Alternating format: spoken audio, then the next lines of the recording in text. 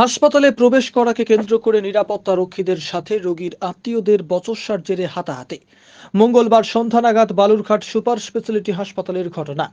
Visiting আওয়ারে রোগী দেখতে যাওয়ার বিষয়ে প্রথমে বচসা আর তারপরই মূল গেট থেকে ধাক্কা মেরে বাইরে বের করে দেওয়ার অভিযোগ রোগীর আত্মীয়র বিপুল বর্মনের। কুশমন্ডি মহিপাল থেকে দিন দুয়েক আগেই শিশুর জ্বর নিয়ে বালুরঘাট হাসপাতালে চিকিৎসার জন্য আসলে কর্তব্যরত চিকিৎসকেরা ভর্তি হওয়ার পরামর্শ দেন। এরপর বিপুল বর্মন তার মেয়েকে ভর্তি করিয়ে দেন। এরপর এই দিন বিকেলে হাসপাতালের ভিজিটিং আওয়ারেও তার মেয়েকে দেখতে যাওয়ার ক্ষেত্রে বাধা দেন নিরাপত্তা রক্ষী বলে অভিযোগ। এরপরই শুরু হয় বচসা এবং সেখান থেকে হাতাহাতিতে জড়িয়ে পড়েন নিরাপত্তা রক্ষী। ঘটনার খবর বালুরঘাট থানার পুলিশ এসে পরিস্থিতি সামাল দেয়। আমার দাদা বলুন একটু বলুন, আপনাকে তো মেরেছে। হ্যাঁ, আমাকে মেরেছে। ওটাই বলুন, কি আমি হয়েছে? আমার দাদার পক্ষে আমি ওখানে বসেছিলাম, ওই গাছের তলায় ওখানে কাগজ আছে। আমি দেখছি দাদাকে ধাক্কা দিয়ে বের করে দিয়েছে। তাহলে তুমি গায়ে হাত তুলছো, এত সাহস কোথায় পেলে? কে গায়ে হাত তুলেছিল? সিকিউরিটি গার্ড যেটা। কেন হাত তুলেছিল? দাদাকে বের করে দিচ্ছে। তাই বললাম যে তুমি আমার দাদার গায়ে হাত তুলছো কেন? কারণটা কি তোমার? এত উগ্রটা কিসের তোমার? উগ্রটা কিসের? আমি এই বলাবলি করাতে আমাকে বলছে, মানে মুখের অকথ্য ভাষা খারাপ। গায়ে আমাকে গায়ে পেলে আমাকে পাওয়ার দেখা দিয়ে মেরে দিয়েছে।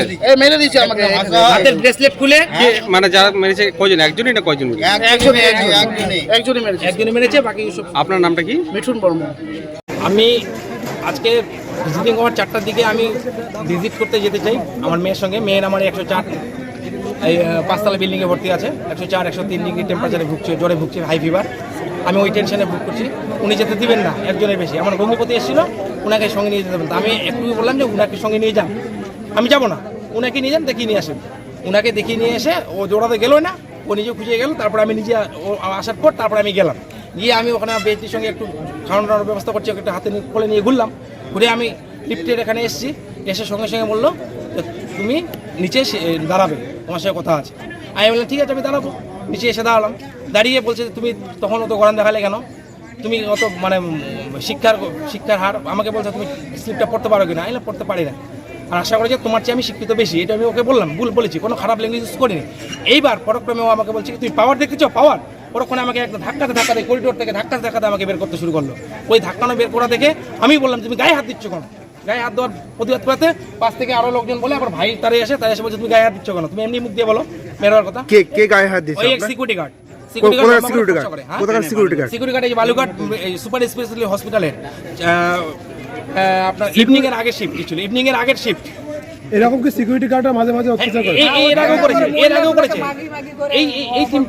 এই তিনটেই এবং এই ছেলেটাই খুব অ্যাগ্রেসিভ।